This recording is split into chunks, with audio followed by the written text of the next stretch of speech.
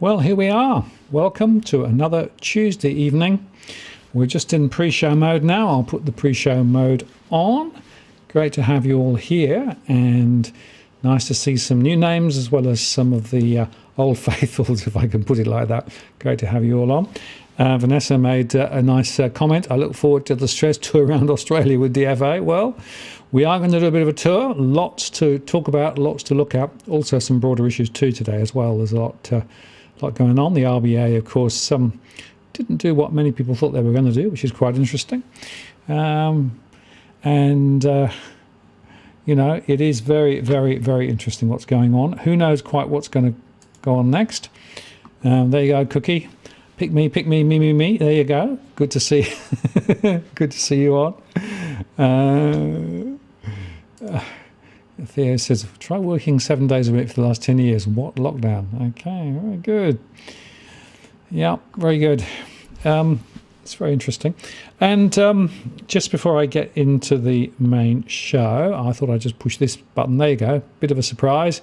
This is my sort of studio view plus the control panel for the switcher plus the slideshow plus me, just to show that I can play with that one. And I've also got this one too, so I've been messing around with some of these multiple layouts. One of the things that I can do on the channel here is to create all these different layouts, and you know, that means that basically I can make it look how I want it to look, so it's quite fun really. Anyway, enough of this stupidity. Let's get on with the main show, eh? So I'm going to take the pre-show off. I'm going to run the introduction and then we'll get going. Stand by.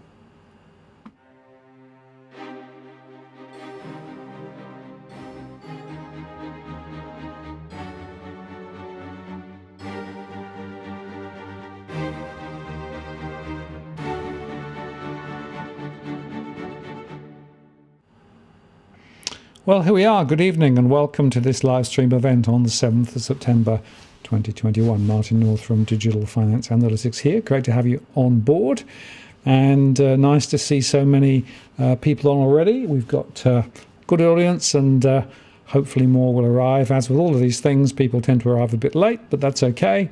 We'll get going anyway. A couple of interesting comments on my little demonstration of some of the things going on behind the scenes from Cookie Boy. Not free Martins, no. Thank you for that. Yeah, well, you know, Adam says, was it necessary? No, it wasn't necessary, but I quite like playing with the technology just occasionally. You know, it's good to share a little bit of it. Anyway, the main thing, of course, is the content rather than the platform and the mechanisms. So let's get on with that. And to do that, let me just switch over to this particular view first. So this is what we're going to do tonight. Very much go through our stress and household survey information. There's a lot to see there. And as normal, we start with just quickly the running order, this introduction. I'll touch on the house rules as normal. I'll talk about the models, a few key slides. Then there'll be some questions and answers. That's the main part of the show, and you'll be able to ask any questions you like. I'll try and answer them. If I can't answer them, I'll let you know. And then we'll sign off about an hour and a half probably, typically, for this sort of show. And just in terms of the house rules, as always, this isn't financial advice. I'm not a financial advisor. I'm just talking generally about my analysis and my surveys. If you need direct financial advice, then it's very important to go find a financial advisor rather than try and work it off the back of what I say. It's just general analysis. Also, do please play nice in the chat room. Very important that there are no racial slurs. I do moderate the stream, and if necessary, I will turn people off. Generally, the audience is pretty well behaved, and I do encourage the conversation in the chat. I think it's an important part of the community. This is at the 7th of September 2021 for those watching in replay. If you want to get my attention or ask a question, use @Walk the World.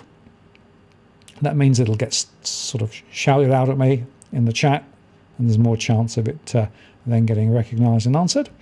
And also I've enabled Super Chat, which enables you to get your question top of the queue if you'd like to do that. But also, if you want to make a contribution to help run the show, It will be greatly received and beneficially received too. We do need a bit of support for what we do.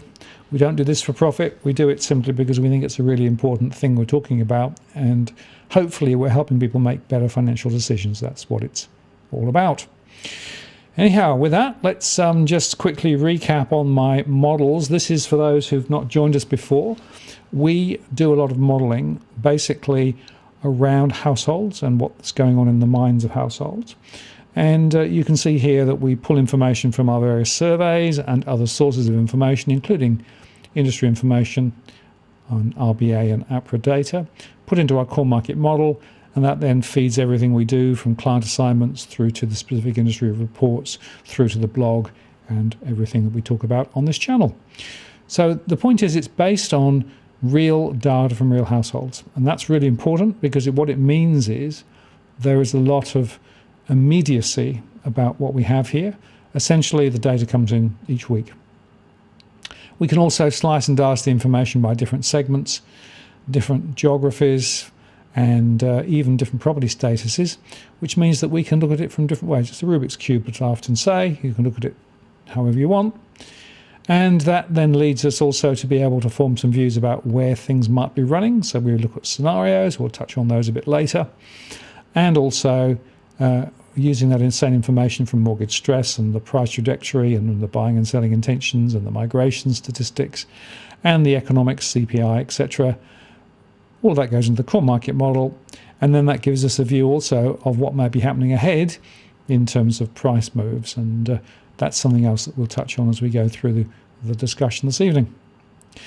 And on that front, we do also offer a one-to-one survey. So if people want to have a conversation about a particular suburb and get into a lot of detail about what's going on and what the trends may be, we do offer that service. And that essentially means that it's individual conversation. It's not specific financial advice, but I can go down to a specific suburb and look at the underlying trends. I can look at stress information. I can look at some of the other data that's there, and even things like planning regs and flooding and those sorts of things, crime, quite detailed. And typically a conversation about an hour. There is a cost involved, and we have a bit of a waiting list, 3 to 5 weeks at the moment, with a lot of people wanting those conversations, particularly now. But if you are interested, go to the blog and contact me via the blog if you'd like to pursue that. Anyhow, with that, now we need to talk about the RBA, because the RBA has come up with yet another, not a statement exactly, it's a short summary of their discussion today. And they said, firstly, at the meeting, we're going to maintain the cash rate at 10 basis points and the interest rate on exchange settlement balances at 0, so no change there. We're going to maintain the target of 10 basis points on the Aussie government bond, no change there.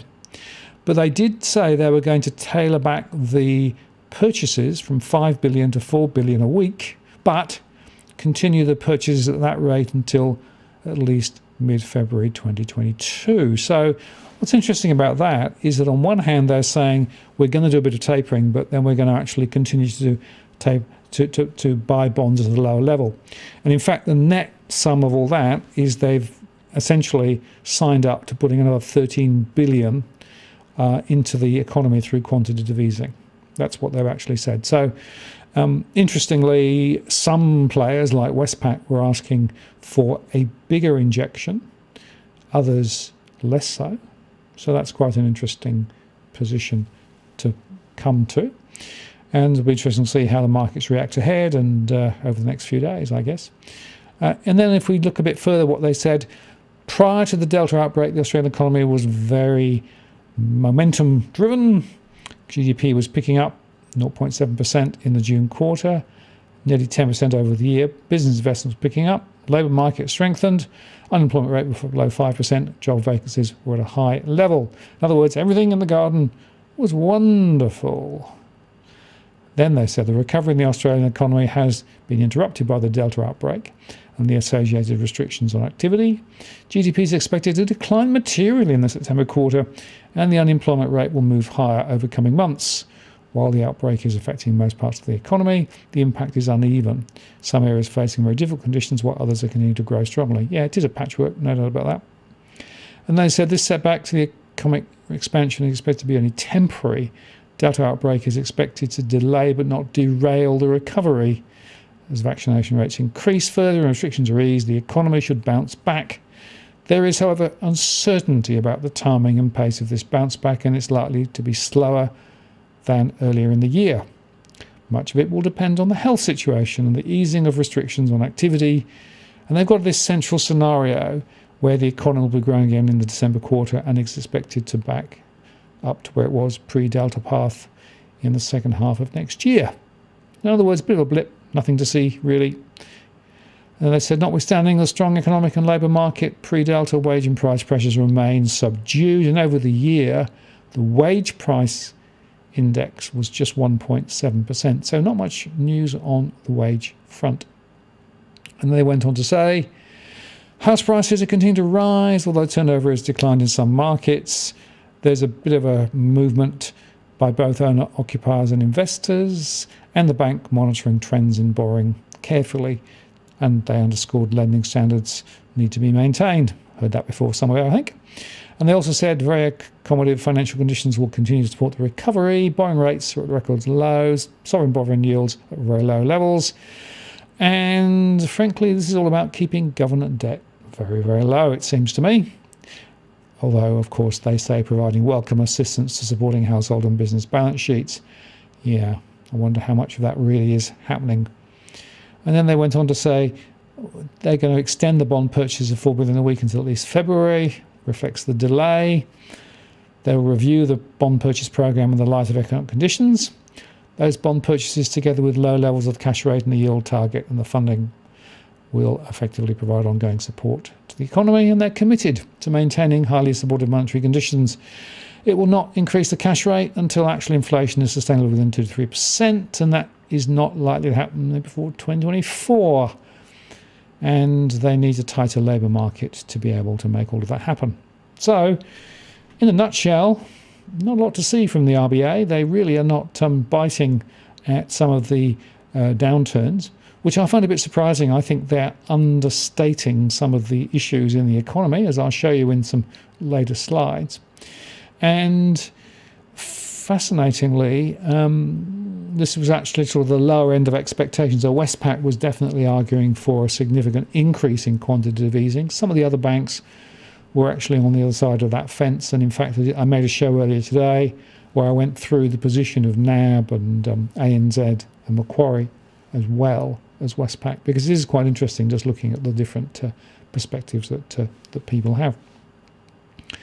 Anyhow, let me move on and talk about a few other things, and then I'll go into the stress. And just to explain, I'm not looking at the chat really significantly at the moment. So if you've got a key question you want to ask me, hold off, ask me a bit later.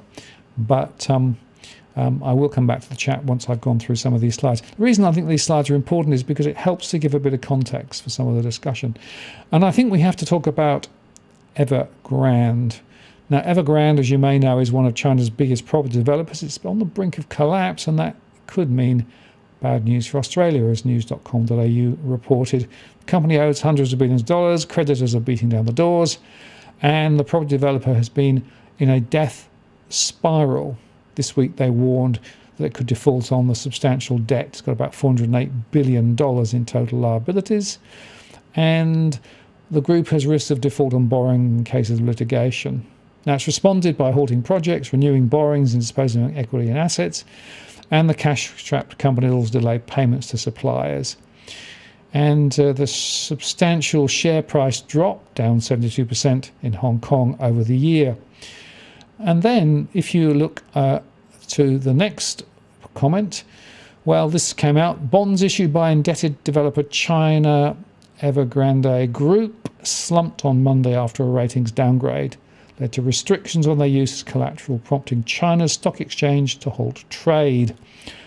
The Shanghai Stock Exchange said in a statement that it had temporarily suspended trading in China Evergrande Group's 6.98% July 2022 corporate bond following abnormal fluctuations. And then there was this from the Financial Review saying foreign investors are becoming increasingly fretful that Beijing is preparing to separate out Evergrande's real estate arm, leaving them with major losses. So the question is, Will the Chinese get bailed out? Will they bail out part of it, all of it? Or will the second largest construction edifice in China end up falling over? And if it does, that could be quite significant. So this is one to watch. It's too soon to know precisely how this is going to play out. But I'd also make the point that this, to my mind, is a very good tip of the iceberg conversation, right? I think there are a lot of other companies around the place, particularly in China, that are also in some significant financial difficulties at the moment. So watch this space. Because if the construction sector in China continues to go sideways, less demand for steel, and of course, iron ore price is already on the way down. Not good. Now, if I then go on to something else to talk about, here we got more data today about the dwelling approvals in July, and the ABS said the number of dwelling approvals fell 8.6% in July. Private sector houses fell 5.8%, following a 10.1% fall in June, and private sector excluding houses, in other words units, were down 12.3%. So dwelling approvals off a cliff, and that of course is after the home builder initiative folded up. So the question which you probably should be thinking is, well, will the government do something else to try and inject more momentum into the dwelling approvals of new property? Maybe they will, because at the moment it's definitely going the wrong way. And just continuing that theme for a bit longer, Apra released their mortgage lending statistics today, the quarterly ones, and they showed that mortgage credit rose by 1.8% over the quarter and 4.7% for the year. They said owner-occupied credit expanded by 8.7% over the year and investment credit just 0.1%, although they do think it might pick up over coming quarters. And they said the overall LVR profile of ADIs, housing lending remains strong. The share of residential mortgages outstanding with LVRs greater or equal to 90% continues to decrease incrementally from 4.7% to 4.6%. Very small amount of movement, but on a bigger number. So in absolute terms, this means that more loans are actually being issued at high loan-to-value ratios. That's a problem, as we'll see in a second. Now, if we then go on and just look at some of the other data, they also highlighted the significant rise in new mortgage lending. New residential mortgage lending increased by 22.8% in the June quarter, partly reflective of seasonally lower levels of lending in the March quarter. Well, I suppose that's one way of trying to explain it. New residential mortgage lending increased by 40.5% compared to the June quarter 2020. That's probably a base effect. Lending to owner-occupiers continued to grow more rapidly than lending to investors, increasing by 23.9% and 19.3% respectively. This result is consistent with favourable borrowing conditions, including historically low interest rate environment and government measures supporting first-home buyers, along with strong performance in the housing market. Yep, a lot of new mortgage lending. And it's worth reflecting on that in the context of a lot of people are paying down their mortgages, particularly those who've had them for some time. So we're seeing this rotation away from a lot of older mortgages being paid down and more new mortgages coming in at bigger levels. And the average first buyer mortgage is 15%, 18% higher than it was a year ago. Not necessarily very positive. Mind you, of course, Apra is not trying to tell the complete story. They're trying to give a specific spin on the data, in my view. Now, the LVRs are down a bit, they said. New lending at higher loan-to-value ratios are down, decreased to 8.6% in June from 10.4%. 8.6% is still quite high. But again, let me make the point. This is on a much larger tranche of mortgages being written. So whilst the proportion may be going down, the actual quantum, the real amount of lending that's being done at high loan-to-value ratios is continuing to rise. And that last point of theirs, that the share of new lending at high LVRs continues to remain below levels seen over the past decade, is simply because there was a stupid amount of lending at very high loan-to-value ratios early in the decade. So that doesn't actually give you any confidence at all, in my view, of anything. So again, I believe that in the public domain, at least, Apra is understating the loan-to-value ratio story. It's a worry, because that is going to cause problems later, in my view. Now, Debt-to-income ratios, though, are up. They had to admit, they had to come clean on that. They had to say the proportion of new residential mortgage loans with high debt-to-income ratios rose over the June quarter, reflecting increased house prices and continued low interest rates. The share of new loans with debt-to-income over 6 times grew by 2.8% to 21.9% of new lending in the June quarter, the largest increase since the collection of this data. Now, just think about that. So we have more and more people who are getting mortgages at higher multiples of debt to income. Now, the argument, of course, is, well, the interest rates are low, so the serviceability is easier. But they still have to repay that mortgage at some point down the track. And if you look at what's going on here, compared with, for example, in the UK, where they got caps on what proportion of high debt-to-income ratio lending can be done, you can see that the lending standards here are way, way looser. And again, this is just another indication of the mortgage sector just going out of control and the regulators still asleep at the wheel. Seen it before, but this is a real wake-up call in my mind. They are not doing sufficient to control the risks that are growing in the system. Maybe no surprise, of course, because Apra tends to look at it from the big bank's point of view rather than from anywhere else. And they said, look, stable asset quality, no problem, nothing to see here. Asset quality in residential mortgage lending remains stable with non-performing loan ratios consistent with the pre-pandemic levels. And the non-performing loan ratio decreased slightly from 1.06 to 1.04. Investment loans have slightly higher non-performing loan ratios, decreasing from 1.1 to 1.07. While owner-occupied non-performing loans fell from 1.04 to 1.02. Very, very small movements. But they said the outlook for NPLs remains uncertain given the lockdowns.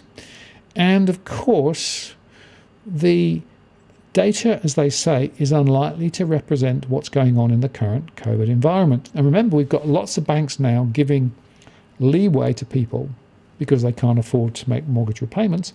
Those loans are not classed as non-performing loans. So this statistic is not fully representative of the current state of play in the market. And we won't really get a read until later in the year when those loans have to be either reclassified as non-performing or be put back in good order. So we really don't know precisely the state of the bank's books at the moment. I think that the situation is significantly worse than the official statistics from Apra suggests, but we'll see. Now, Roy Morgan data came out today, and they just show that the unemployment and underemployment rate combined was a small 17.7%. That's compared to the 12.9% data from the ABS. Now, Roy Morgan calculates it differently. We've discussed this before. And interestingly, the unemployment rate was 9.5% compared with 4.6%. Very significant difference.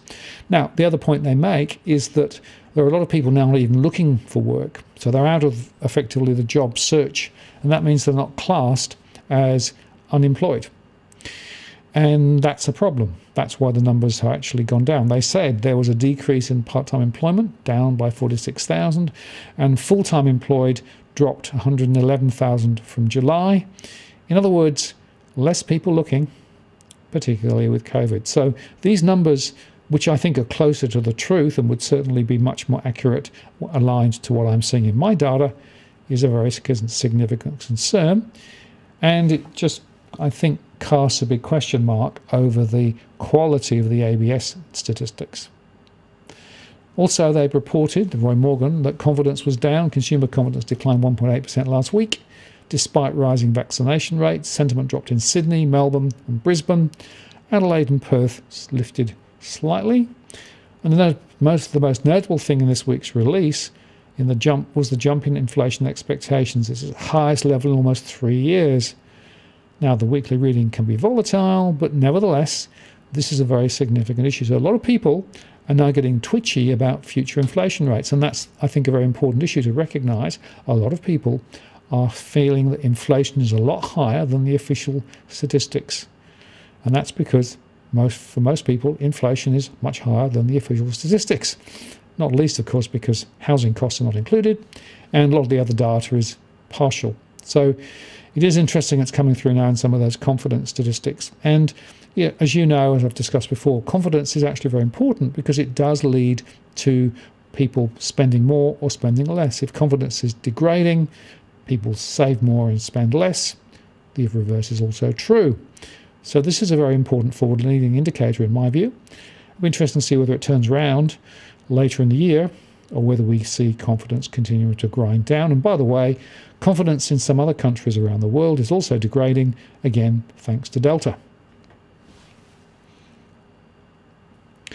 Now, let me just move on to the mortgage stress data. And just to explain, mortgage stress is defined, as I always define it, as cash in, cash out. So from our surveys, are households paying out more than they're actually receiving in terms of income? Sure, they can pull down on deposits or put stuff on credit, but if that continues, eventually they get into a difficulty. So it's a cash flow measure of stress. It's not a set percentage of income. And we look at it in the round, not just the mortgage payment or the rental payment, but all their outgoings, all their income. Is there sufficient income coming in to cover all the costs, including housing costs? That's the key question. And the data showed that, in fact, in August, well, it went up again. So we're now at 42.1% of households in mortgage stress. That's the highest it's ever been. And just by comparison, back in February 2020, before COVID arrived, it was at 32.9%. So we've now got pretty much 10% more households in difficulty thanks to the COVID episode. And the RBA data, the household debt to income ratio data, which is delayed several months, is at 180.9. You can see it's come back a little. That's because, of course, the people paying down debt and also some of the other factors that we discussed earlier, but it's beginning to rise again now, so that's a bit of a concern. But if we then go into a bit more detail, I'm going to start with the August summary data by state. And what I've done here is I've highlighted in yellow the numbers that are higher than last month, and in bluey, or is it grey? I'm colourblind, so whatever colour that is, where it's actually improved. And so you can see that from a mortgage stress perspective, and I can just compare the July numbers with the August numbers. The first thing to highlight is that we've got 1.55 million in mortgage stress last month. That's gone up to 1.558. So another 8,000 have actually joined the ranks. And as a result of that, we've got a risk rise of stress in New South Wales, in Queensland, in South Australia, and Western Australia, and the total is at 42.07. There was a slight decline in Tasmania, down from 56.5. It was up last time, but it's now come back down. And also, you can see there that in the ACT, there's very little change. Rental stress is also one I watch very closely, and we've got 1.963 million households in rental stress, compared with 1.944. So 944 last time, 963. But it's actually moved slightly down in terms of the percentage. That's because there are more people renting. So one of the factors we've seen recently is some people giving up on owning property and moving into rental property. So we've actually got more people in renting than previously. Now, if you look across the states, there was a rise in rental stress in the ACT, in Queensland, and there was a small fall in New South Wales, South Australia, Tasmania, Victoria. And the overall percentage is 38.04 compared with 38.83 last time. So that's one of those really interesting movements that you've really got to get into detail to understand precisely why it's happening. Then if you look at investor stress, so these are property investors, and there you can see that there was a rise in ACT, Queensland, South Australia, Tasmania, a slight fall in Western Australia. That's because there's been a significant rise in rentals in some areas of Western Australia. But still we've got 25%, or 805,000 stressed investors. And then if you look at financial stress, which is the aggregate measure, so this is measuring all the different types of households with all the different types of stress, and overall we've got 39.1% of households. And interestingly, there was a little bit of a rise in Queensland and South Australia this time, a slight easing in Tasmania and Victoria, and a slight easing in Western Australia as well. So that's where we are on that particular metric. I can also look at it quickly by the segments, and there are some continuing stories here. Young growing families continue to languish in mortgage stress, a lot of first-time buyers, of course, and a lot of those are also in rental stress as well, but also young affluents. The young affluents in particular are actually very significantly exposed to rental stress and also to investor stress. In fact, young affluents have the highest proportion of investor stress, even higher than the exclusive professionals, which is the other group with multiple properties. Many young affluent people actually don't know what they're getting into with property investment, and they end up, I think, in quite difficult situations. Quite a few of them have just bought a high-rise or a few high-rises without fully understanding the economics of what they're doing. And unfortunately, that's turning out to yield significant stress. But you can also see that some of the other segments are also up against it too. And it's a bit like, wherever you look, you can see pockets of difficulty. Now, if I then just continue that conversation a bit further and look at some of the particular postcodes, this is just sorting by the number of households in mortgage stress. So the postcode this time with the highest level of stress is around Liverpool, Warwick Farm. Then we go down to Narre Warren in Victoria, 3805. And then we go to Victorian postcode Berwick and Huckaway. And then we go to Western Australia, to places like Tapping and Wanneroo. Come back to Victoria, Pakenham, Tarneit, Roxburgh Park, Ballarat East, Cranbourne, Sydenham, Dermont, I should say, the Point Cook, Werribee, places like that, and on it goes. You may recognise some of those postcodes. Quite a few of those postcodes are where the highest levels of COVID infections are actually currently in train. And there's a very strong correlation between postcodes where there's a lot of stress and postcodes where there is a lot of COVID. It's partly because many people are being forced to go out to work simply because they've got to try and pay those mortgages. They're also bigger families quite often, and bigger families tend to actually spread the virus more. And they tend also to be socially disadvantaged relative to some other areas too. All of those things are in play. So there is a real issue here in terms of what's going on.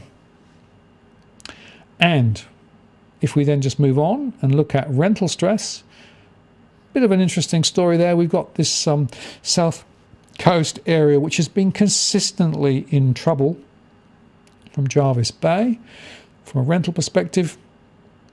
And that was even as far back as the bushfires previously. But then we go to Chipping Norton, Liverpool, places like that. West Gosford, up on the north, mid-north, on the central coast, I should say. There's some real pain going on there. And by the way, there's some COVID happening up there now. And then we go to places like Lethbridge Park and Mount Druitt. Then we go to close in to Sydney, like the Rocks, places like that. Haymarket, Millers Point, Dawes Point. Very interesting there. A lot of those are high-rise renters who are really under the gun at the moment. And so it goes on. And again, I'll highlight Point Cook, Werribee, Dermont in Victoria, again, where there's a lot of COVID, as well as places like Surfers Paradise in Queensland and Bondi in New South Wales. Quite a few of the people in Bondi are actually in those newish apartments that are actually very expensive. And even some more affluent areas like Elizabeth Bay and Potts Point, again, a high proportion of people in financial flow difficulty.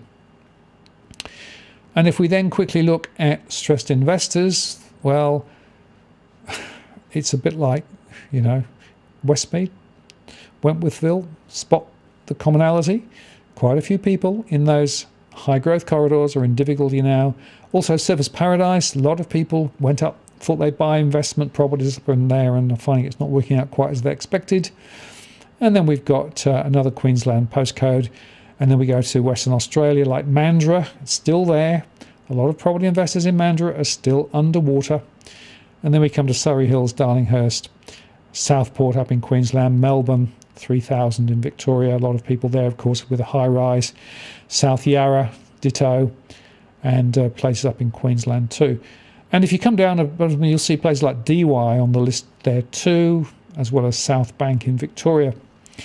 So again, a patchwork quilt. Very interesting to see those patchworks continue to develop. And again, I'd highlight some of the correlations with the COVID migration and the COVID infections. And finally, the financial stress overall. This is the the summation, if you like. The worst postcode at the moment for financial stress is Liverpool, Warwick Farm, Mount Pritchard, 2170. Then we go to the centre of Melbourne, and then we go to places like Mount Druitt and Lethbridge Park, 2770. And then Point Cook, Werribee, Dermot, 3030. And then Tarnett, Hoppers Crossing, and the Cranbourne, and Fountain Gate, Narrow Warren. And then we go up to regional areas like South Tamworth, as well as the Central Coast around Gosford. So you can begin to see some quite significant footprints. And interestingly, I'll make the point here that a lot of those are those high growth corridors where there's been a lot of new building still going on.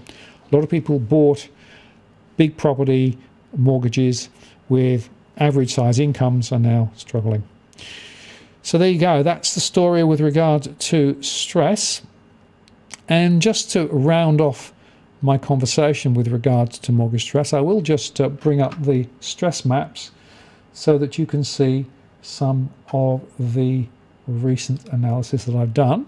So this is the stress map for Sydney. And here you can see I've coded the number of mortgage stressed households, with the bluey ones the lowest counts and the orangey reddy ones the highest counts. And you can see immediately that places like Campbelltown and Fairfield, Liverpool around there are actually in some difficulty. So Western Sydney, but if you actually drill in, you can also see that there are some other areas where there are also a few different problems. These maps, if you were to overlay COVID, you'd find they were somewhat similar. Now, if I then look at 3,000, just to jump straight there. Okay. And now if we just pull out from the centre of Melbourne, bearing in mind that the orangey ones are the ones where there are more issues, you can see that closer in, mortgage stress isn't too bad. But as you come out and you begin to see some of those stressed areas, you can see the city of Wyndham is showing up quite early on there as an issue. No surprise, bearing in mind what I said earlier on. And then you can see some of those other postcodes down here around Casey, the other side of Dandenong. And as you pull out, you can see a somewhat similar story. And again, if you were to do a trace of where COVID was actually rampant, there would be a very high correlation. And I will just go to this one here. Okay, I'm now going over to Western Australia, to Perth. And again, mortgage stress, well, it's not looking too bad close in, but as you begin to pull away, you begin to see, again, those numbers rising. South Perth, coming south, not looking too good. Wanneroo up around there continues to be a problem. Again, a high growth corridor. And in fact, if you pull right out, you can see that some of those areas to the south and the north of Perth are actually in considerable difficulty. Now, if I then pull up the rental stress for Sydney and begin to pull out again, you can see that, as I highlighted earlier on, there's a lot of rental stress close into the city. And there's also, interestingly, some footprint in places like Bondi. A lot of those are younger people in property that probably is relatively expensive and, frankly, is difficult to service when the incomes are actually under so much compression as they are. But as you pull out, you can also see a somewhat similar story there, with again, Western Sydney showing some of the issues. Now, if you could sort of bear that in mind, so you can see around Parramatta, Blacktown, Liverpool, Campbelltown, a lot of rental stress there. And if you compare that with 4,000, we'll go up to Brisbane now. This is rental stress in Brisbane. And, you know, the story in Brisbane is not as severe, but there are a few pockets now beginning to emerge where rental stress is beginning to be a bit more of an issue. Some close into the city, and as you pull further out, you can see that there are a few other areas too, which begins to sort of highlight that, well, maybe it's not quite as straightforward. If you come out of the Gold Coast, not massive, but enough to be a bit of a concern. And so it goes on.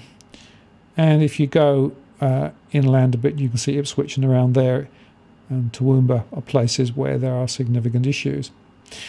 So I think that's probably enough. If you want me to show other maps, happy to do that. But I will just do this now. Let's go back to my slideshow. Because I just want to touch on our scenarios. You know, scenarios are a way of trying to talk about the future. They are just different illustrations of what may happen. I have updated things a little bit. I've updated the RBA baseline based on what they've said. So I've reduced the expectation of house price growth next year. I still think it's likely to be 15 to 25% over the next 3 years, but it was 35%, so not as high. The others are pretty much the same. I think the base case that I run is that there will be some further movements in prices, particularly for houses, units less so, but there will be some areas where prices will fall over the next 2 or 3 years. The losses will be contained, mortgage stress will come back a bit, if in fact everything gets back to where the RBA thinks it's going to. I mean, you know, I don't think we're going to get 32%, but I think we could get 37% over the next 3 years. But if any of these other scenarios play out where you have more longer-term crunches, so the virus continues to morph. There's the Mu version, for example, which emerged out of Colombia and is now looking like a troublesome one as well. Or if you get really big multi-wave disruptions, then there are more downsides and up. But look, my base case is a little bit of upside for some and some downside for others. So that's the way all the scenarios are at the moment. Okay, well, there you go. That was a little bit of a tour around my analysis. I hope you found that useful. Let me just go back and pick up a few of the comments and I'll see what people have been saying. And while I do that, can I just encourage you, please, to like the post and subscribe to our shows. We do really benefit from people liking the shows and spreading the word. It's one of the ways to get the YouTube algorithm to work in our favour. And interestingly, some of the stuff that we talk about is not actually favoured by YouTube because it tends to be not so bullishly ebullient as some. So that's just one of the things. So please like the show. So let's just go back to the top.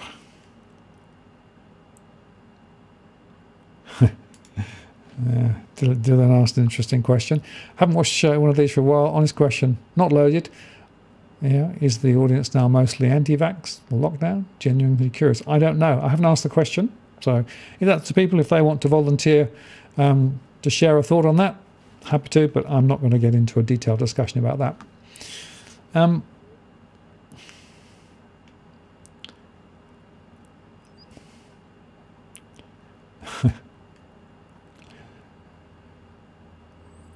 Okay. Cookie Boy asked about commercial real estate. There was some commercial real estate data in the Apra data. I'm not going to cover it in this show tonight because there's a lot of interesting information coming out from it. I will do a separate show on the commercial real estate sector. Frankly, the short term is actually pretty bad. Very good. And somebody asked about my setup. Is it COVID safe? Well, I hope so. Okay. And he says, another good evening with Martin. Mainstream media agenda free. Absolutely. There's no agenda here. I'm just sharing information. Okay, Umesh asked this question. What is to stop Fed from burning pristine US government treasuries and holding it?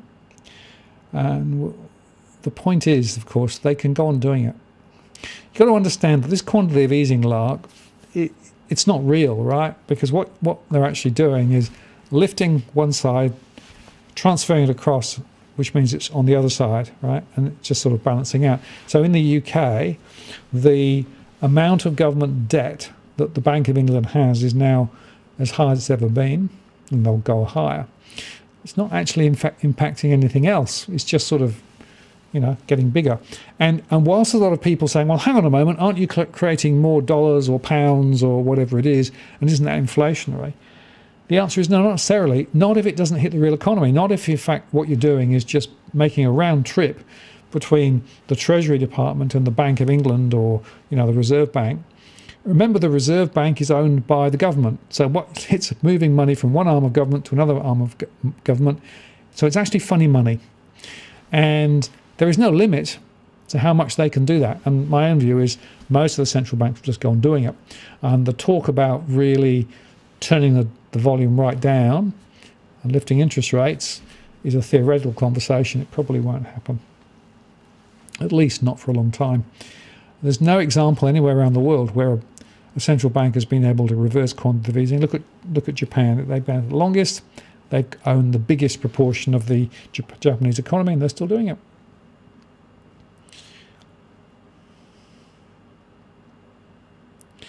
Now, Bondi Steve says, banks asking for more money. Yeah, that's right. Well, they'll be tapping on the Treasury door again and asking for a bit more, or, maybe they'll do more term funding facilities like they did previously. Most of that, of course, just went to the banks, and then the banks passed it on to their shareholders, about 4 basis points in the case of CBA. So in other words, taxpayers are actually subsidising bank shareholders. How fair is that? Okay. Cookie Boy says inflation is here, RBA and ABS refuse to admit it. Yeah, well, as I said earlier on, the real inflation, the real lived experience of inflation is a lot higher than the official numbers, but there's lots of reasons why they are actually not reflecting the true measure of things. Not least property prices, of course, are not translated directly in the inflation. There's a sort of a rental proxy which is used, but it's not really very accurate. There are lots of other categories that are actually distorted relative to the real spend of many households. And then you've got other factors like, for example, some of the fuel prices, which are very high at the moment. Heating, very hard. And, of course, the other side of the equation is inflation going up, but income not going up. And that's what you've got this pincher movement going on at the moment. That's why the stress levels are so high, particularly when income is being compressed because people are working less hours as well. That's something else that I saw in the surveys in spades this time. And he asked whether the Evergrande thing is the start of something big. It could be. The question you've got to ask yourself is whether, in fact, China is going to tilt over. In other words, will they allow more of this to happen? Because they are trying to direct the economy into a different direction. I discussed this with Tarek Brooker last Friday on our Friday afternoon show. And it's very interesting that they are I think, serious this time about trying to make some changes. Whether they'll be successful or whether they'll roll over again is the big question, because if they are successful, then I wouldn't be surprised to see more company failures. But the question is, will China allow companies to fail or not?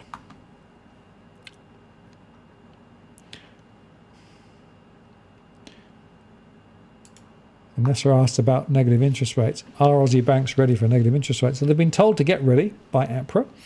The last thing Apra said was, we don't expect negative interest rates to come, but you should prepare for it. And they've been given a few months to basically work out how to prepare for it. Now, there are all sorts of ways of preparing for it. For example, you can not actually have a negative interest rate on your main computer system. You could actually do it by way of fees instead. So some banks are looking at that. We know that in Europe, there are more negative interest rates emerging. And given what we're seeing with the economy's sluggish behaviour, remember how much money has been thrown into the economy? And remember how little we've got back for it in terms of momentum and growth. So yeah, negative interest rates could well be on the cards. The question only is whether they will do negative interest rates before they introduce a digital currency, because if they don't, people will just pull money out of the bank and hold cash, and that will defeat the object of the exercise. So watch this space. I wouldn't be surprised to see something happening there down the track. But yeah, certainly Aussie banks are preparing, and they've been told to prepare by Apra, and we'll see how that plays out ahead.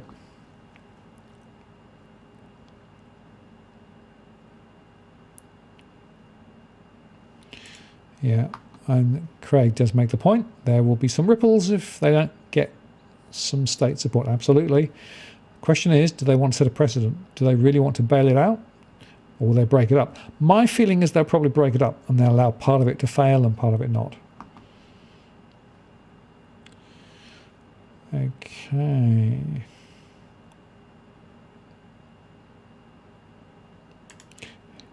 So Perry News had the LVR shifting sands. Yeah, well, it's interesting, the LVR story.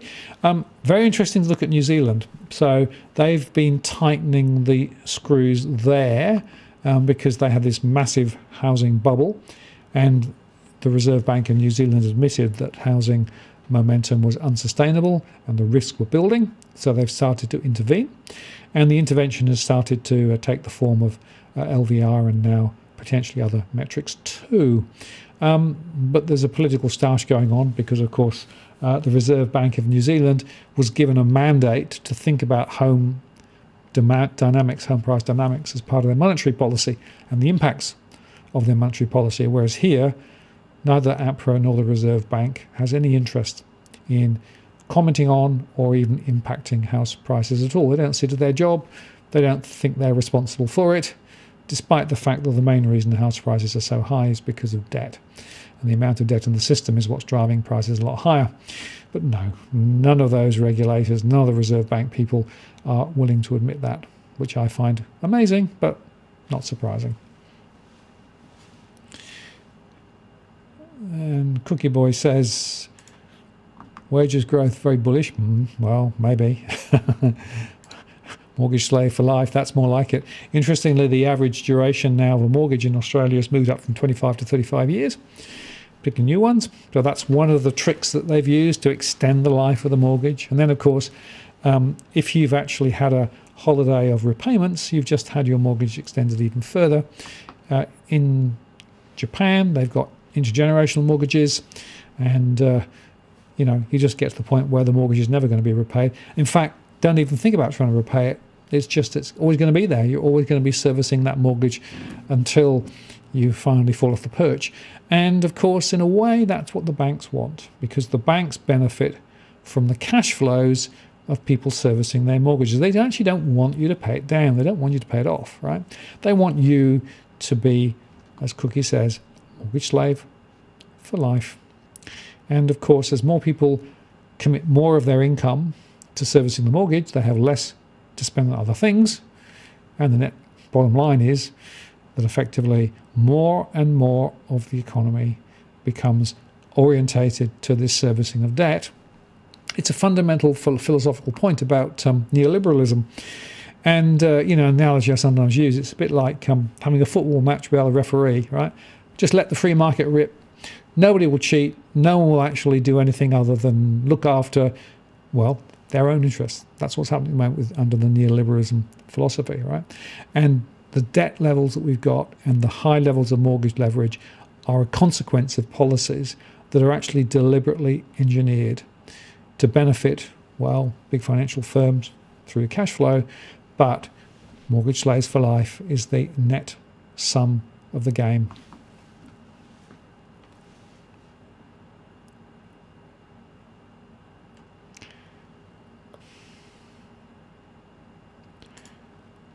Cookie Boy is active tonight. Do you think we are locked down before the 30th of December? Who knows?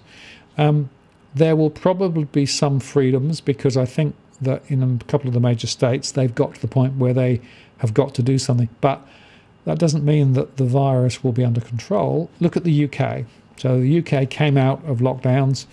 They've got climbing rates. They're now talking about potentially having another mini lockdown in the October time frame around the half-term holidays of the UK to try and actually use it as a, quote, circuit breaker, because they've got the cases running too hot, and they're concerned now about how many of those cases end up in hospital, because it comes back fundamentally not to just the number of infections, but how many are actually being able to be supported by the hospital system, or whether the hospital system will actually run out of capacity. So that becomes the critical throttle point. If we see another throttle point like that, the lockdowns may well not be disappearing, because those are the critical test points in my view.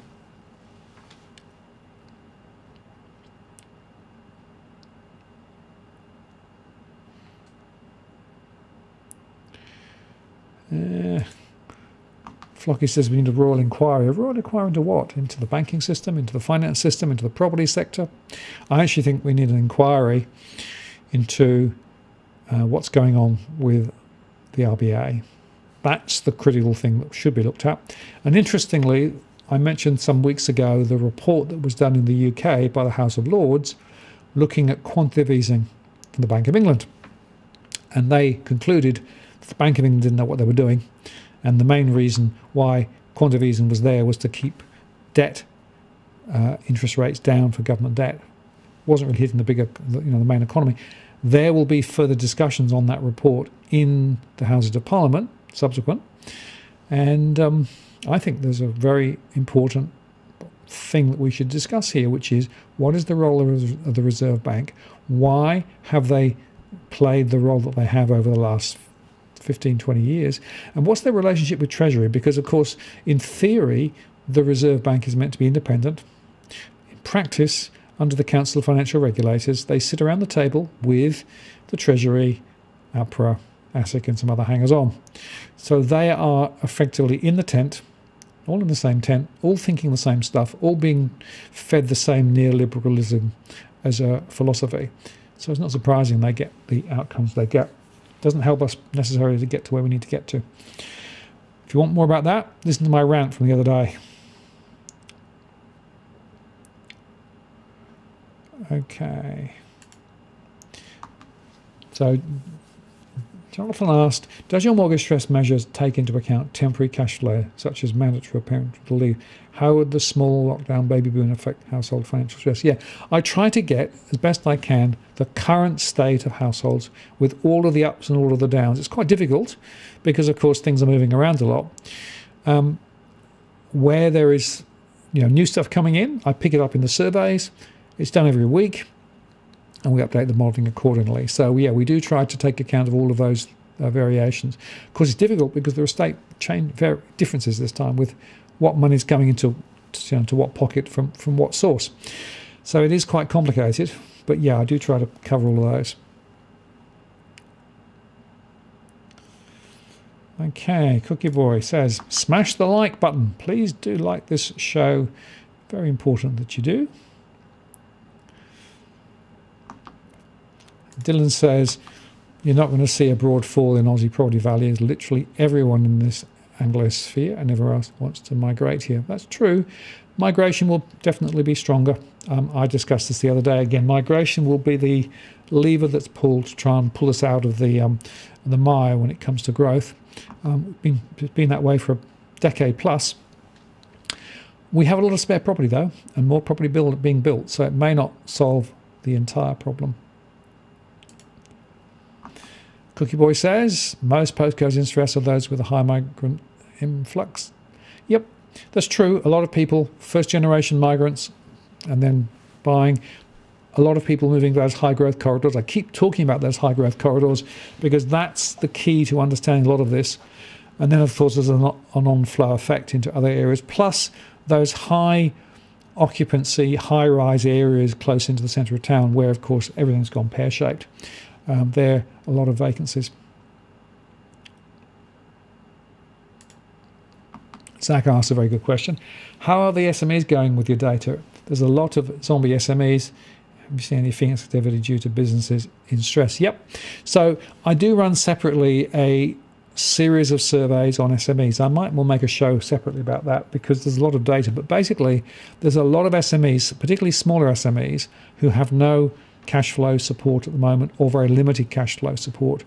You know, the JobKeeper last time around sort of helped many. Well, this time it's helping them much less effectively. And so there are a lot of businesses who basically are saying, if this goes on much longer, we are out. And it's a question of how long they survive, how long it is before it all works through. There were some changes made to the Bankruptcy Acts quite recently, which gives a bit more latitude to small businesses. But nevertheless, eventually, it is going to be something which I think is going to hit very hard. And remember, a lot of those SMEs have a mortgage on their home property, which is supporting their business. And that correlation between the SME momentum or lack of it and mortgage pain is something I'm seeing in spades.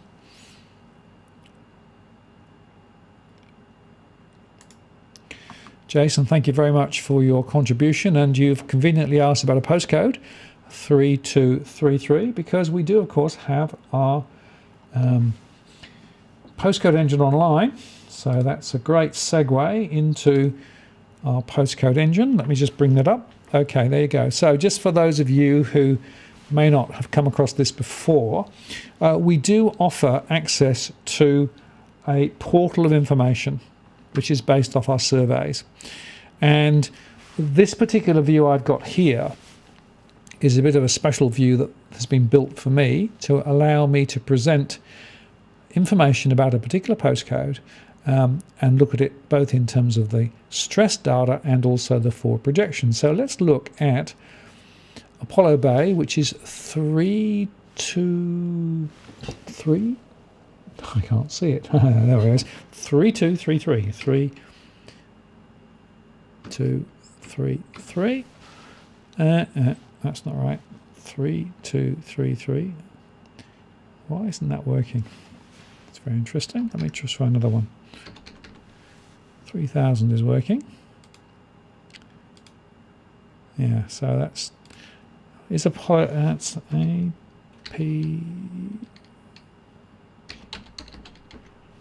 Apollo. Yeah. I've only got 7150 for Apollo Bay. No, I don't know. Jason, you might just want to check that postcode. I'm not sure whether that's my end or your end, but let me just try again. 3233. No result found. Okay, don't know about that.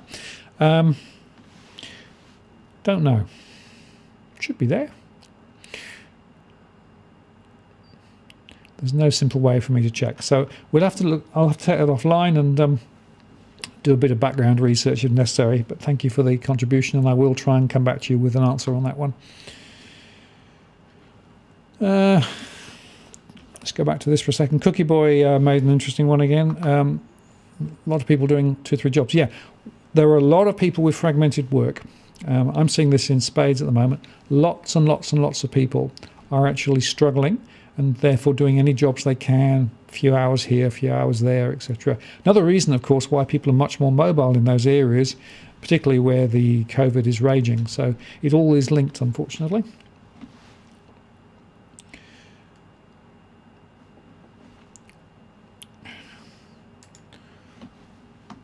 Apollo Bay should have high rental stress. Yeah, just understand why I can't find it.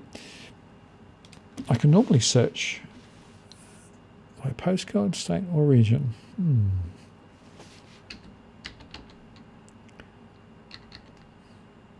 You see, I only have that one, which isn't the right one, so I don't know.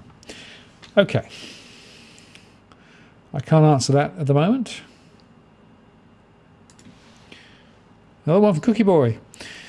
Big T mentioned this a few times on your show. Property market close to buyer exhaustion. Notice in particular WA, SA and Queensland, a lot of stressed sales, reduced and urgent. Yeah, absolutely.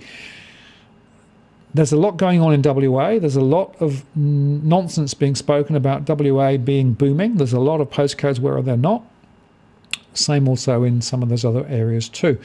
And interestingly, I've got Tony LeCantre coming back on next month. So you'll be able to pick his brains directly on that. But yeah, there is a lot of issues where people have not seen the growth that they expected they were going to get and are continuing to struggle. Now, Flocky made an interesting point. Some of those mortgage stress suburbs are breaking through with high sales. Yeah. So there's a few things going on. Some people being forced to sell. Very interestingly, the bank quite often will say to people, you've got some real issues with your finances. It's not going to actually get cured anytime soon. Why don't you put your property on the market, sell before you actually get into difficulty? That's the story. So quite often what you find is that people are actually selling into, well, in some cases, a sort of a more booming market than previously. But they're being encouraged, and it basically stops the bank having to foreclose so that the foreclosure numbers can stay really low. And it also allows people to get out with their shirt, particularly if prices are actually still moving up. And they are in some of those areas. But, of course, the argument I would have is that eventually the amount of mortgage stress in the system is such that things tend to go pear-shaped after that. Now, let me just come back to Victoria 3000. This is quite an interesting example of what we're seeing in a particular area, and I'll just go through some of the figures so you get a sense.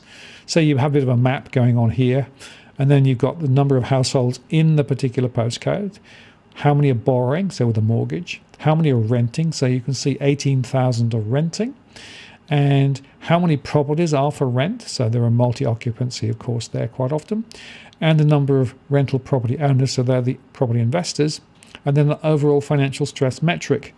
So that gives you a sense of how much pain there is in this particular postcode. So that's a top level one. Then it breaks out into mortgage stress. So those who are borrowing, 475 are actually in stress, which is 16%. There's a bit of default, but not high. But you've got a very high area of rental stress, 78%, at 14,500. And you've got some stressed investors as well. And quite often rental stress and investor stress go together because by definition, if your rental payers are actually in difficulty, as an investor, you've got a problem. And then the final point is I then have some suggestions based on our three scenarios, the more bullish case, a more neutral case, and a bearish case as to what might happen to prices in terms of houses and units in the area. And you can see here that essentially in my bullish case over 3 years there's upside. It's not quite so much upside for units, but on the bearish cases there's a bit of a fall, not a dramatic fall, or if things go really bad then they're down 10% or 8%. So that gives you a bit of a flavour of the way that this works, and you can basically get this for every single postcode that we cover. Now there are a few small ones that don't pop up every month, but as you saw earlier on, like Apollo Bay, if that postcode was correct. But nevertheless, the data is quite rich, and then of course that allows people to make some interesting comparisons. Now, you can actually do a few other interesting things, like you can compare different postcodes, so you can put multiple postcodes in and compare different projections, for example. And you can also look at the stress data in more detail. And I'll just put 2000 in now for Sydney. So that gives you the historic stress trends. Let's just go and make that slightly bigger. There you go. So you can see there that the movements in stress over time are quite interesting as well. So that's something else that's in the data as well. And that information is available, and I'll talk about that a bit more later, but basically anybody can subscribe and get all this information, access to this portal. It's updated every month, and it pretty much covers all postcodes in the country. With that, let me just see whether there are any other postcodes that people want me to look at, because if there are, I'm very happy to.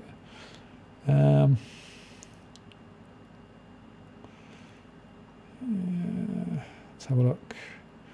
Any stats on defaulting on loans? Yeah, I do have stats on defaulting on loans. I haven't put them in the data I've got here today. I may well do a special show on that because, in fact, I'm doing an interview tomorrow with Channel 9 because they are interested specifically in the question of defaults and where those defaults are happening. So watch out for that show. It'll be predominantly talking about the Sydney market, but I've developed the model there for the whole of Australia.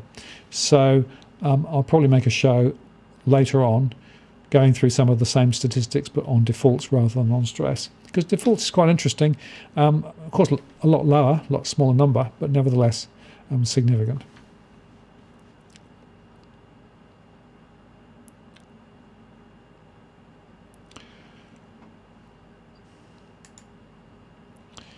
This one from Ernie B. Thank you very much for the super chat.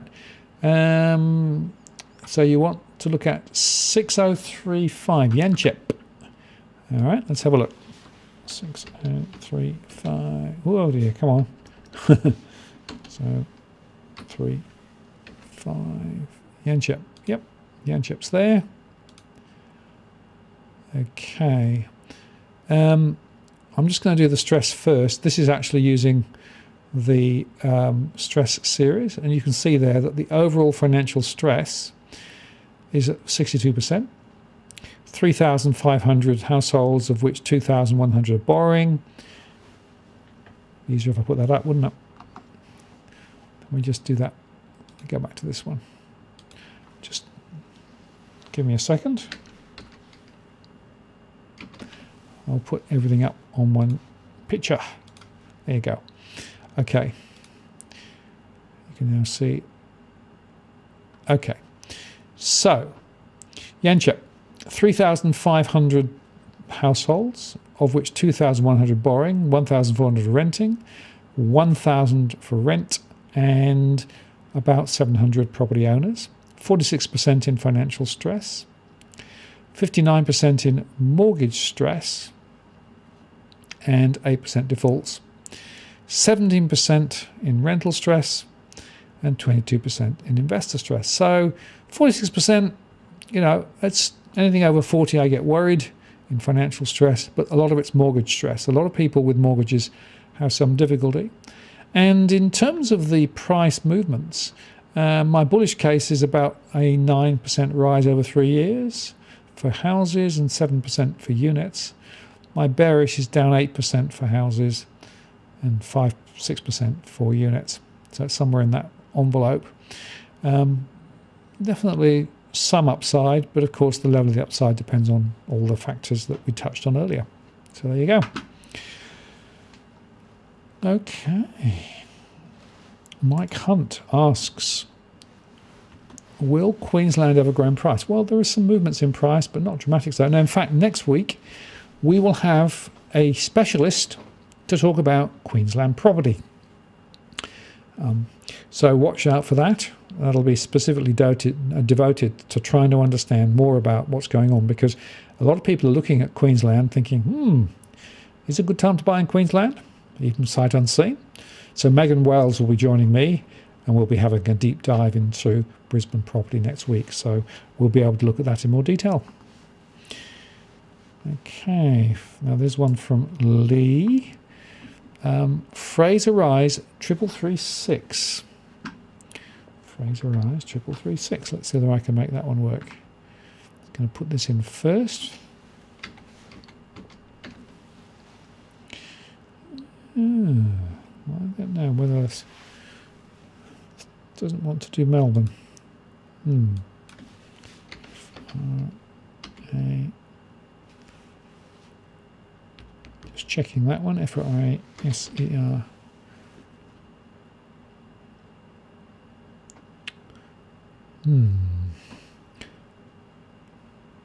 I've got Fraser Island, and I've got Fraser Range, and I've got Fraser, but I can't find the one you're talking about. So I can't help you on that one, sorry. Maybe there's a postcode with a small number of households, just to explain that my survey is statistically optimized across the country, but it focuses more in on the big postcodes with big numbers, and that means that some of the small postcodes can drop off because it's just statistically too small to be caught every time.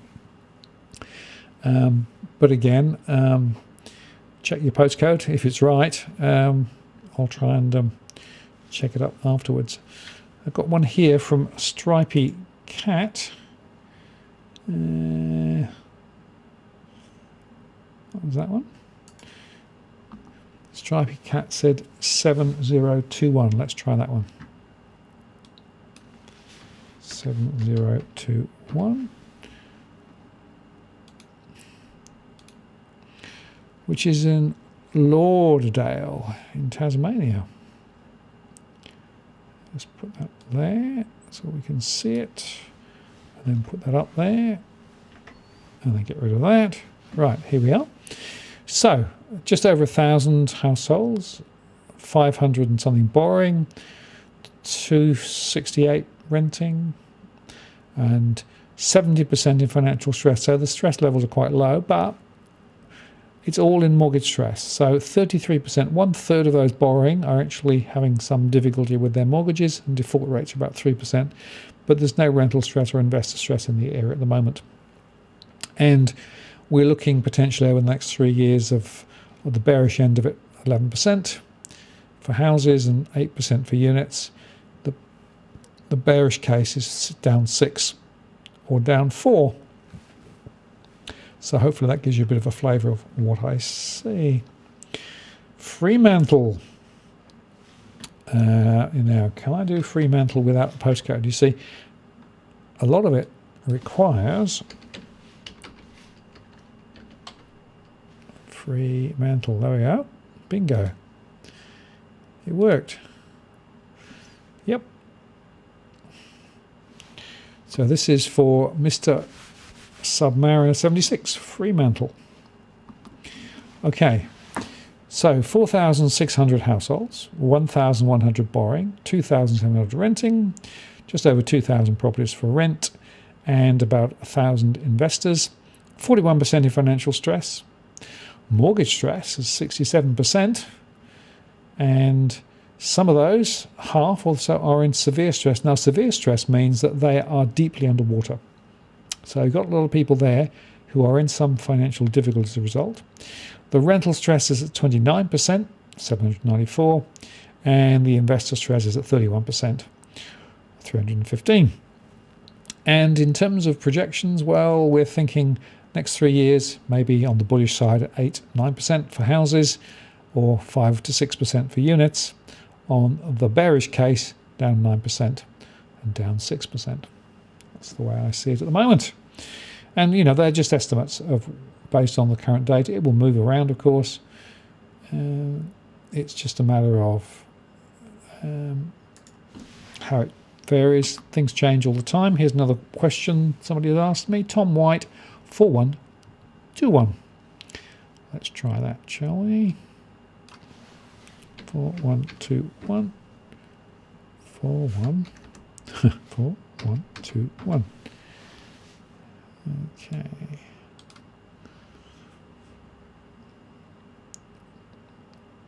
One, two, one. There you go.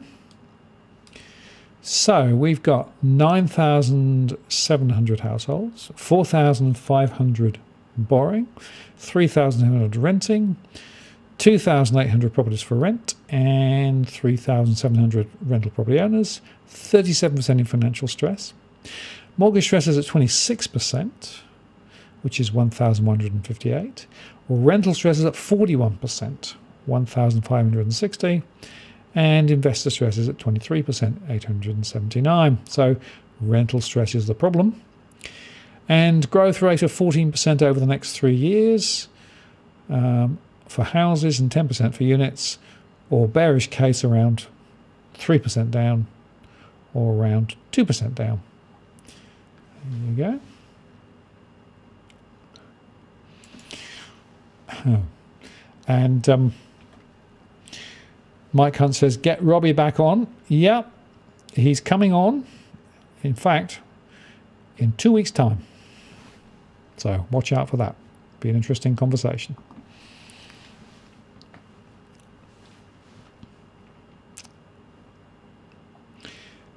Okay, this very interesting question from Theo, which, whoops. Why is the Australian dollar so high? Good question. Well, is it? It is quite high. So we've got this situation where central banks around the world are all doing quantitative easing. They're all chasing each other. They're all basically trying to keep their currencies roughly in a similar position. Of course, our dollar reacts very strongly to what's happening with the US dollar. The US dollar is actually quite high. Some of the more recent information from the US probably weakened the US dollar a little bit, and that's brought our dollar a little higher.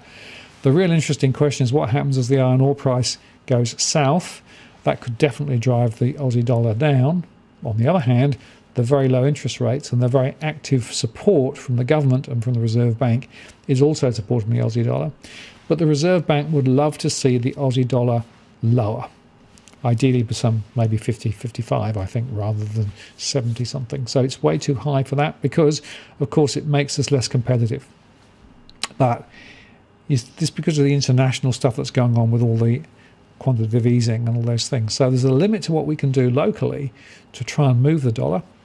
And the other point is that Australia is still regarded internationally as a relatively safe haven from a finance perspective. A lot of money is flowing in, and that's also supporting the dollar too. Okay, now I've missed over quite a few. Let's have a look.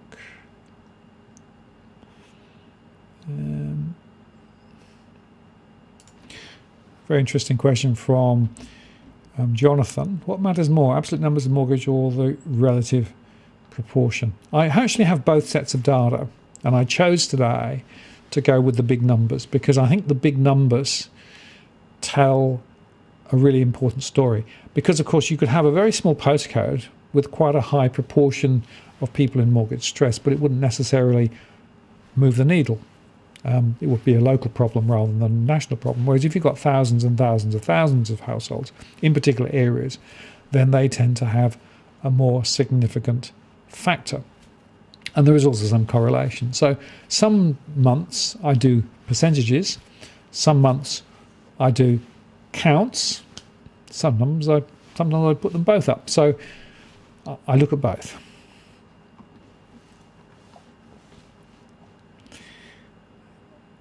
Okay, Shani is 2281. Whoops, 2281. Let's put that up. 2281.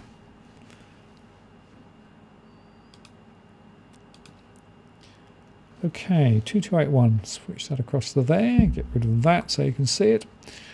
All right, so this is Catherine Hill Bay, Swansea, Nords Wharf, Middle Camp, Caves Beach, 6,500 households, 2,100 borrowing, 2,300 renting, 1,700 properties for rent, and 2,200 rental property owners, 42% in financial stress, 43% in mortgage stress, 903, 57% in rental stress, so rental stress is the problem, and some investor stress. And in terms of projections ahead, well, we're looking at about 6% price rise for houses next 3 years, or worst case, down 11%, or 4%, and down 8% for units. Okay, now what else have we got going on? Ben asked, 3180. And of course what happens is I get way too many requests towards the end of the show for me to actually answer them all. 3180, Knoxfield I should say, 2,941 in household count, borrowing 1,300, renting 919, properties for rent 698, 39% in financial stress. Looking at mortgage stress, 663 in mortgage stress or 50%, with default not dramatically so. Half of renters are in difficulty and a small proportion of investors, 8%. And projections, we're looking at 9% over 3 years for the bullish case, I should say, for houses, or 6% for units. Bearish is down 8 or down 6. So there you go. What's the time? 9:23. Wow, we're definitely running against the clock. Okay, what's that one?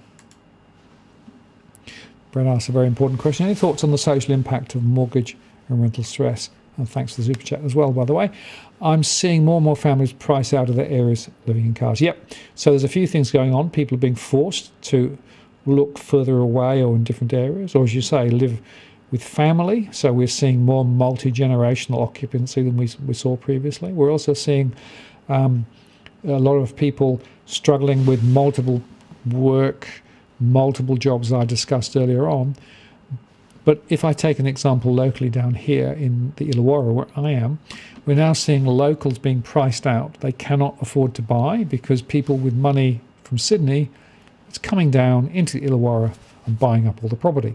Prices have gone up dramatically. So what they're having to do is look further down the coast, the other side of Wollongong, for example, or in areas much further away from where they would want to be, or club together to try and buy together, which is, I'm also seeing some of that, or just giving up and, as you say, compromising in some other way. So it's a real big issue. And I keep talking about the social consequences of all these things, right? Because there are massive implications of people up against it, people with financial pressures, people with societal issues.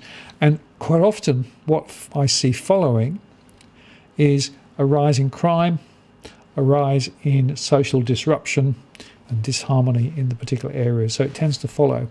And if you want a case study of that, and I'm sorry to pick on Mandurah again, but I'm going to look at Mandurah. So Mandurah went through a significant property rise a decade or so ago. Prices came way back. And since then, the social consequences of that are there on the ground today. You can see it, and there are lots of issues with crime and other things there. So there are real consequences for real people.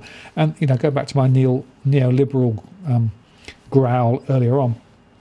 Neoliberalism doesn't take account of the social consequences of what they do, because they only think of it in market terms. They only think of it in terms of the value that's being created and the cash flow that's being created, not the social consequences.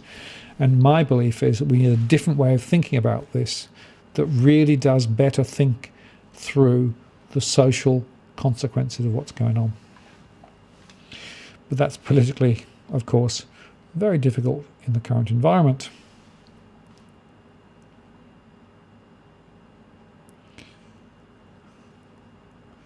What else have we got then? Paul said 4314. It was wrong last time. So was that one that didn't come in right? Yeah. 4314. Let's see whether it comes in. No. 4314. It looks like that could be another one that's not on the list. So apologies for that. I don't think I swore, did I? Cookie boy? What did I say? I'll have to listen to the replay. Amanda says, could you look at Colac 3250? I'll have a go. Whoops. 3250. Colac, yeah, that's there. There we go. Okay, let's just put that up and get rid of that. This is Colac.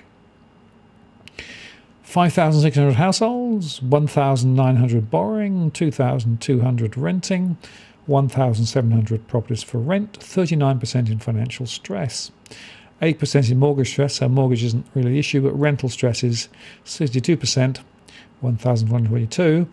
And as a result of that, property investors are also in difficulty, 43%. And prices up 9% over 3 years for houses, 7% for units.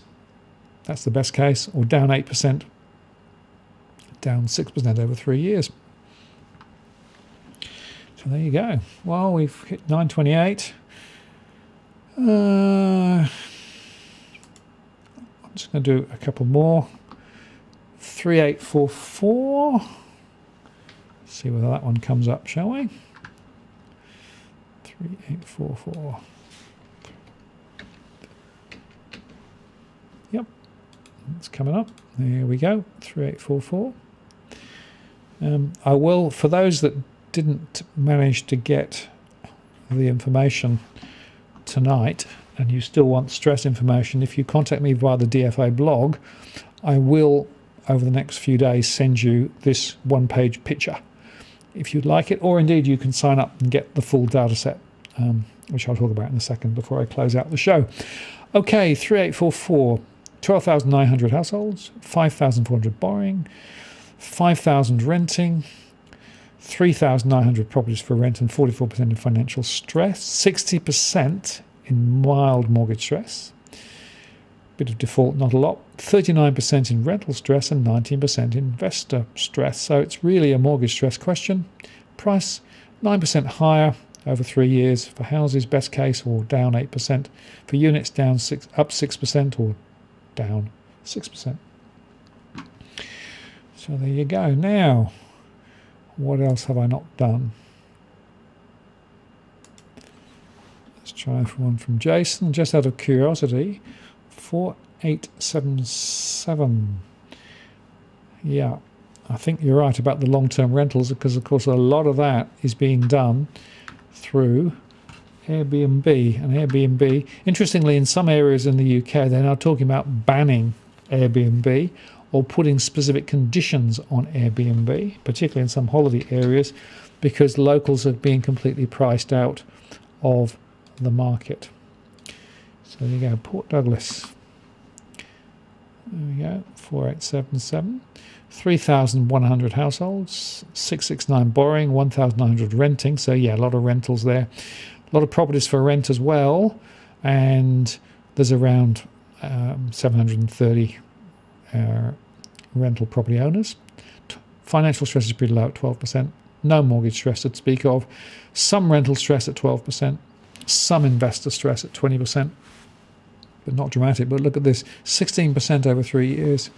Upside, best case scenario. Downside scenario just below zero for houses. Up 12% or just down slightly. So, you know, Queensland, particularly this area of Queensland, is looking pretty hot. But no long-term rentals indeed is part of the issue, I think, in a number of areas there. What else have we got? Really appreciate your contribution, Oliver. Thank you very much. Greatly appreciated. Now, I just want to see whether I've missed anything in terms of. Let's have a look. I think I've got them all. Okay, good. Right. Well, I'm just going to come back and finish the end of the presentation. I might do a couple more postcodes after I've just finished off, so that people can drop off if they want. Bearing in mind we're at 9:32 already. As with all of these things, there's plenty of things to talk about, of course, but sometimes we can't necessarily cover everything on one show.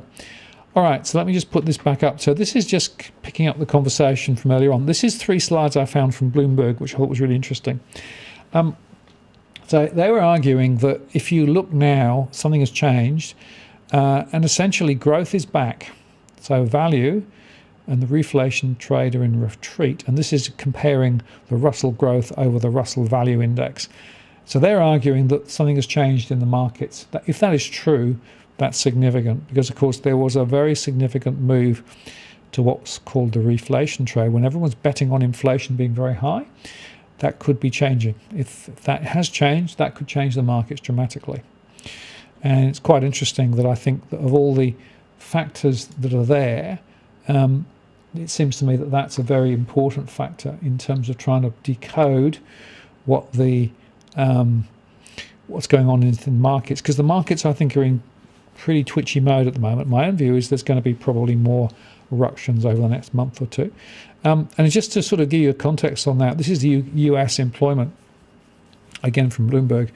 Fascinating to see that the employment rate, which is at 58 and a bit, is still significantly down from where it was before the pandemic. And it's actually where it was in the 1980s. So we don't have much in the way of forward momentum from there. So it's another indication that things are not as powerfully positioned as many were thinking. And interestingly, Asia and European markets actually didn't react negatively to the US employment report, despite the fact it was appalling. The all-world FTSE excluding the United States, it shows that it was actually quite strong. So that's quite interesting. I think there's a lot to play for. I think the markets are going to be very wobbly over the next little while. And frankly, that is something which I think will haunt us over the next couple of months. So it'll be good to get Tony's view later on in October.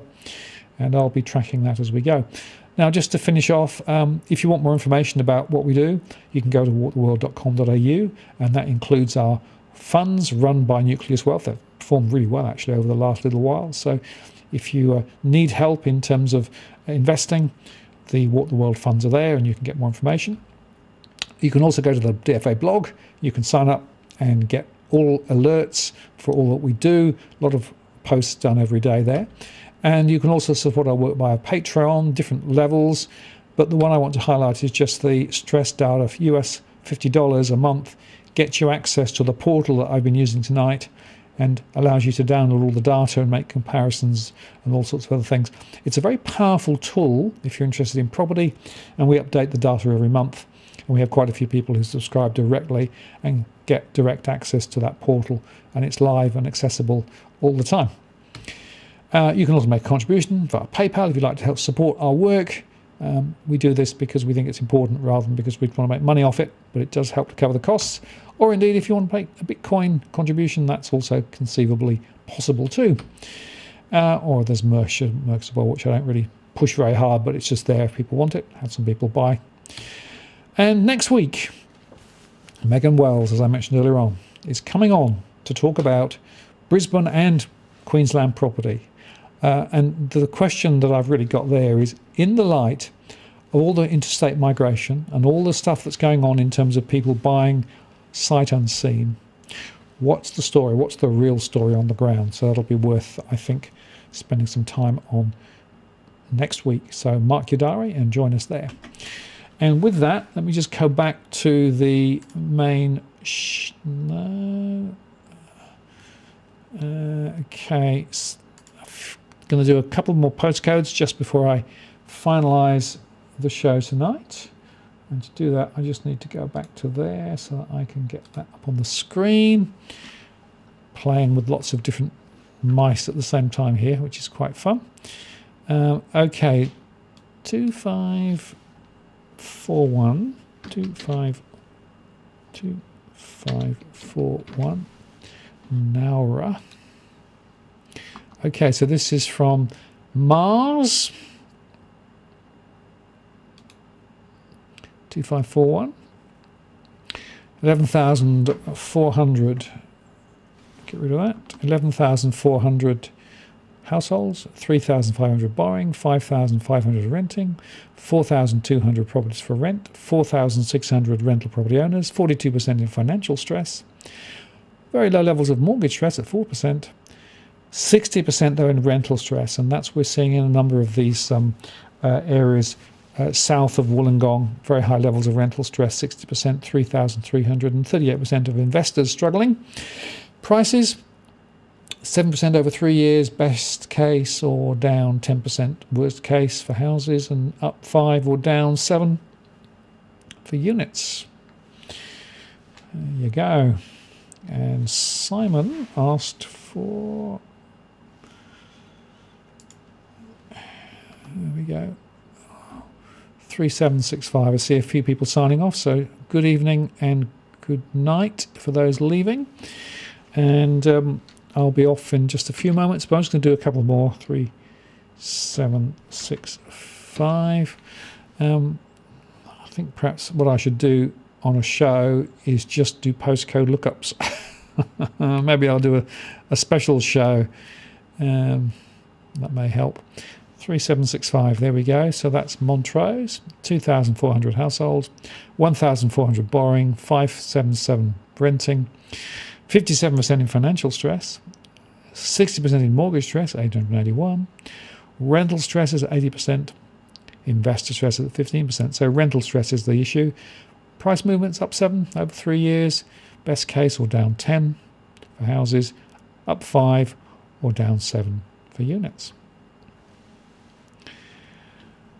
Okay, there you go. Well, I think that is as much as I'm going to do tonight. Now, if you have not been able to get your postcode up and looked up, send me a message via the DFA blog, details in the comments below, and over the next few days I'll process that and send it back to you. Or subscribe to get all the information. Vanessa, cheerio. Thanks for your support as always. Great to see you, and see you next week. Mars says, "You're good, honest man." Thank you. I try to be. I don't sort of, bullshit. I just give you the information because I think that's what people need. Mike says, "Thanks." Long time listener, first time caller. Hi there. So Happy says, "Don't show stress to 2 decimal places." Yeah, interesting question. I think generally we don't. Donna says, "High-level investors immigration visa at the moment. Hotel quarantine numbers seem to be a lot higher than the degrees. Is the number of Australians returning home." Yeah, watch the migration. I did a show on that the other week. Absolutely agree with that. Absolutely agree. Okay, so with that, I think we're done. And I want to say thank you all very much for spending some time with me this evening. I hope you found that useful. I will just end, as I always do when I talk about mortgage stress. It's really important for people to understand their financial profile, think about their cash flow, understand what money's coming in, what money's going out. Half of the people in my service have no idea. We have to sort of take them through a process to be able to understand where they are. Once you know what your financial profile looks like, and by the way, ASIC has on its smart money site some really good planning tools there. You can then prioritize and select. Second point is, if you have pressure on your mortgage, talk to the bank, but also make sure you've got the very best rate you can get, because a lot of people are locked into higher rates. And so there's a way of saving some money there. I made a show on that quite recently. Third, again, if you are in financial stress and difficulty, reach out early. And you can talk to your bank if you've got a mortgage, or talk to some financial counsellors, or there are people who can provide advice free. I'd also counsel against going to these people who claim to be able to restructure your finances and solve your debt problems. Those debt counsellors, particularly if they start charging for it, are actually a bit of a scam, because they take a lot of money and they do things that you could do yourself. But there are also some people who actually do provide real help and real support, and it's, I think, important to be careful about who you talk with. So that's just some thoughts there in closing. Thank you very much for spending some time with me this evening. Hope you've enjoyed it. Hope you found it useful, and look forward to seeing you next week when we'll explore Brisbane property. This is Martin North from Digital Finance Analytics, signing off. Cheerio.